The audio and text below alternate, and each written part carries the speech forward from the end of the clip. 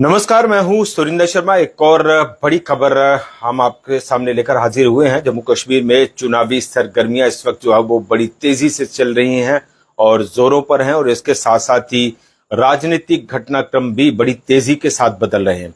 बड़ी खबर आ रही है इस वक्त भारतीय जनता पार्टी को लेकर। भारतीय जनता पार्टी ने जम्मू कश्मीर में विधानसभा चुनावों को लेकर चिंतन मंथन और बदलाव और तेज कर दिया है। और ये बड़ी खबर आ रही है कि जम्मू कश्मीर में विधानसभा चुनावों को लेकर जो इलेक्शन इंचार्ज है वो अब राम माधव को बनाया गया है। जी कृष्ण रेड्डी राम माधव को जो है वो असिस्ट करेंगे, यानी सपोर्ट करेंगे। और राम माधव के ऊपर जो है वो फिर एक बार भारतीय जनता पार्टी ने विश्वास जताया है और एक बड़ा दांव खेला है कि राम माधव जो जम्मू कश्मीर में काफी समय तक जिन्होंने जो है वो यहाँ पार्टी विस्तार के लिए काम किया, और खास तौर पर अगर हम 2014 से 2020 के पीरियड की बात करें, और उसी दौरान भारतीय जनता पार्टी और पीडीपी के बीच जो है वो गठबंधन बनाने को लेकर राम माधव की बड़ी अहम भूमिका रही। चूंकि दोनों ही पार्टियां दुर्विरोधी पार्टियां थी और दोनों ही पार्टियों के मुद्दे अलग अलग मुद्दे थे, लेकिन राम माधव की एक बड़ी इंपॉर्टेंट भूमिका उस वक्त रही कि और पीडीपी और भारतीय जनता पार्टी को करीब लाना। और उस वक्त ये भी कहा गया कि ये नॉर्थ पोल और साउथ पोल को एक साथ करीब लाने जैसा एक्सरसाइज थी, और उसमें राम माधव की बड़ी भूमिका रही। जहां एक तरफ जो है वो PDP armed forces special power act हटाने की बात करती थी, सेल्फ रूल की बात करती थी, वही भारतीय जनता पार्टी जो है वो 370 हटाने की बात करती थी, 35A की बात करती थी, या राष्ट्र से जुड़े हुए मुद्दों की बात करती थी। तो किसी भी तरह से पीडीपी और भारतीय जनता पार्टी में भी कभी गठबंधन हो सकता है, या दोनों दल जो है वो एक दूसरे के साथ आ सकते हैं, ऐसी कभी कोई कल्पना तक नहीं कर सकता था। लेकिन उस वक्त राम माधव को ये जिम्मेदारी सौंपी गई, और राम माधव ने जो विवादास्पद मुद्दे थे, जो कोर इश्यूज थे भारतीय जनता पार्टी और पीडीपी के बीच में, उन दोनों दलों को इस बात के लिए राजी किया, सहमत किया कि दोनों पार्टियां अपने अपने कोर इश्यूज को जो है वो एक तरफ रख के सरकार बनाने के लिए आगे आए। और उस वक्त राम माधव की एक बड़ी अहम भूमिका रही 2014 से 2020 के बीच में। उसके बाद जो है वो उनको वापस ले जाया गया, और इसके साथ साथ ही राम माधव ने कई जो है वो भारतीय जनता पार्टी के लिए कई जगहों पर जो है वो डैमेज कंट्रोल भी किया, और राम माधव के ऊपर जो है वो कई बड़े संगीन आरोप भी लगे। पूर्व राज्यपाल सत्यपाल मलिक को आप जानते हैं कि किस तरह से उन्होंने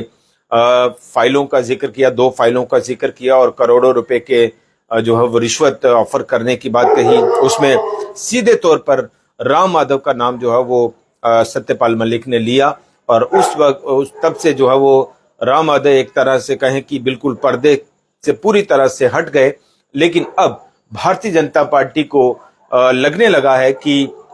जम्मू कश्मीर में अपने दम पर सरकार बनाना बहुत मुश्किल है। अपने दम पर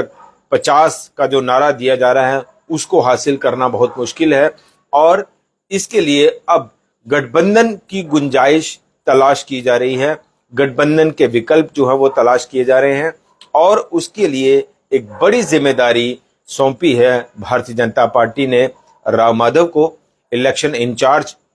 जो है वो आज भारतीय जनता पार्टी की ओर से राम माधव को इलेक्शन इंचार्ज बनाया गया जम्मू कश्मीर का। हालांकि जी कृष्ण रेड्डी को पहले से जो है वो इस पद पर नियुक्त किया गया है कि जम्मू कश्मीर में जो चुनावों को लेकर जो है वो इलेक्शन कमेटी के जो इंचार्ज हैं, जो हेड हैं, वो जी कृष्ण रेड्डी हैं। लेकिन अब राम माधव को भी इस पद पर नियुक्त कर दिया गया है, यानी ये जिम्मेदारी जो है वो राम माधव को मुख्य तौर पर दी गई है, और जी कृष्ण रेड्डी जो है वो राम माधव को असिस्ट करेंगे, उनको कोऑपरेट करेंगे, या उनके साथ जो है वो इस पर काम करेंगे। पूरी तरह से प्लानिंग और प्रिपरेशन जो है वो चुनावों को लेकर अब राम माधव के ऊपर एक बड़ी जिम्मेदारी जो है वो भारतीय जनता पार्टी ने डाली है। और जैसा हमने कहा कि 2014 से 2020 के बीच में राम माधव की एक बड़ी महत्वपूर्ण भूमिका रही। पीडीपी और भारतीय जनता पार्टी में गठबंधन कराने को लेकर राम माधव की एक बहुत बड़ी महत्वपूर्ण भूमिका रही। और अब जम्मू कश्मीर में विधानसभा चुनावों को लेकर, यहाँ सरकार बनाने को लेकर, या कोलिशन किससे किया जा सकता है और उसकी गुंजाइश कैसे बन सकती है, वो विकल्प क्या हो सकते हैं, उस पर अब राम माधव पर पार्टी ने एक बार फिर से भरोसा जताया है। चूंकि जम्मू कश्मीर को लेकर राम माधव का एक बड़ा लंबा चौड़ा एक्सपीरियंस रहा है, यहाँ की पॉलिटिकल ग्राउंड जो है वो बड़ी अच्छे से जानते हैं, दूसरे राजनीतिक दलों को बड़े अच्छे से जानते हैं, और पार्टी जो अपनी पार्टी है भारतीय जनता पार्टी, और पार्टी के जो कैडर है, पार्टी के जो नेता हैं, कहाँ किसकी कितनी फुटिंग है उसको वो बड़ी भांति जानते हैं। और कई बीजेपी नेताओं के, जम्मू कश्मीर के नेताओं के बड़े करीबी माने जाते हैं। तो उस लिहाज से ये एक बड़ी डेवलपमेंट देखी जा रही है। और जैसा हमने ये भी आपको अपडेट दिया कि एक तरफ भारतीय जनता पार्टी को भी अब लगने लगा है कि 50+ का नारा जो है वो मुमकिन नहीं है, और उसके लिए साथ साथ में ही साइमल्टेनियसली जो कोलिशन है उसकी भी गुंजाइश बनाकर रखी जाए, उसके विकल्प भी जो है वो तलाश किए जाएं साथ ही साथ, ताकि चुनाव और चुनावी नतीजों के बाद किस पार्टी के साथ कितनी गुंजाइश बैठ सकती है, कौन सी पार्टी के साथ गठबंधन का विकल्प हो सकता है, उस पर भी भारतीय जनता पार्टी ने अब चिंतन मंथन शुरू कर दिया है। और इसी कड़ी में राम माधव को जम्मू कश्मीर का चुनाव इंचार्ज बनाया गया है। ये अभी अभी जो लेटेस्ट जानकारी आ रही है वो हम आपको दे रहे हैं। और इसके साथ ही अगर हम कांग्रेस की बात करें तो कांग्रेस के जो राष्ट्रीय अध्यक्ष हैं मल्लिकार्जुन खड़गे, और कांग्रेस का सबसे प्रमुख चेहरा पार्टी में राहुल गांधी, वो भी कल जम्मू कश्मीर के दौरे पर आ रहे हैं। पहले वो जम्मू में आएंगे और उसके बाद जो है वो कश्मीर का दौरा करेंगे, और इस दौरे के दौरान कांग्रेस पार्टी को एक नई धार देने की भी कोशिश है, लेकिन साथ ही साथ गठबंधन का विकल्प तलाश करने के लिए भी एक बड़ा जो है वो मैराथन मीटिंगें जो है वो होंगी। और बड़ी बात यह है कि अब सबसे मजबूत अगर पार्टी को स्थिति परिस्थिति में दिखाई दे रही है तो वो नेशनल कॉन्फ्रेंस दिखाई दे रही है, और नेशनल कॉन्फ्रेंस के साथ ही भारतीय जनता पार्टी के गठबंधन का विकल्प हो सकता है, और कांग्रेस का नेशनल कॉन्फ्रेंस के साथ ही गठबंधन का विकल्प जो है वो हो सकता है। तो दोनों ही पार्टियां अब जाहिर सी बात है कि नेशनल कॉन्फ्रेंस को अपने कॉन्फिडेंस में लेने की कोशिश में है। और ये भी एक बड़ा दिलचस्प पहलू है कि अब डिपेंड करता है कि भारतीय जनता पार्टी इस चुनाव में कितना आंकड़ा ले पाती है, यानी कितनी सीटें जो है वो जीत पाती है, और कांग्रेस जो है वो कितनी सीटें जीत पाती है। सबसे पीक टाइम जब भारतीय जनता पार्टी के लिए था, 25 विधायक जो है वो भारतीय जनता पार्टी ने जीते, पीडीपी के साथ गठबंधन हुआ, सरकार 3-3.5 साल चली, भारतीय जनता पार्टी अपने एजेंडों को आगे लागू नहीं करवा पाई, और ये बाद में तर्क दिया गया कि अब पीडीपी के साथ चलना बहुत दुश्वार हो रहा है, तो इसलिए हम सरकार से बाहर निकल रहे हैं, सपोर्ट अपनी विड्रा कर रहे हैं। और उसके बाद जो है वो सरकार गिर गई। उसके बाद का घटनाक्रम आप जानते हैं कि असेंबली डिसॉल्व हुई, 5 अगस्त 2019 को धारा 370 समाप्त हुई, और तब से लेकर अब तक जम्मू कश्मीर में चुनाव नहीं हो रहे थे, लेकिन अब इलेक्शन कमीशन ने चुनाव का ऐलान कर दिया है। तो ये एक बड़ी बात है कि अगर नेशनल कॉन्फ्रेंस के साथ भारतीय जनता पार्टी का गठबंधन होता है तो भारतीय जनता पार्टी को कम से कम 20-22 से ज्यादा सीटें जो है वो हासिल करनी पड़ेंगी। करीब करीब 22 से 25 सीटें अगर भारतीय जनता पार्टी लाती है तो नेशनल कॉन्फ्रेंस के साथ हमें लगता है कि गठबंधन की गुंजाइश हो सकती है। और अगर भारतीय जनता पार्टी 20 सीटों से या 20 से कम सीटों पर सिमट जाती है तो हमें लगता है कि कांग्रेस के साथ नेशनल कॉन्फ्रेंस के गठबंधन की गुंजाइश बन सकती है। और कांग्रेस का एक एवरेज सीट हम देखें तो 12 से 15 के बीच में जो है वो रहा है, अमूमन रहा है। और इस बार कांग्रेस भी ये दावा कर रही है, और पॉलिटिकल सिनेरियो जम्मू कश्मीर का वो भी ये इशारा कर रहा है कि इस बार कांग्रेस जो है वो थोड़ा अच्छा बेहतर स्थिति में आ सकती है।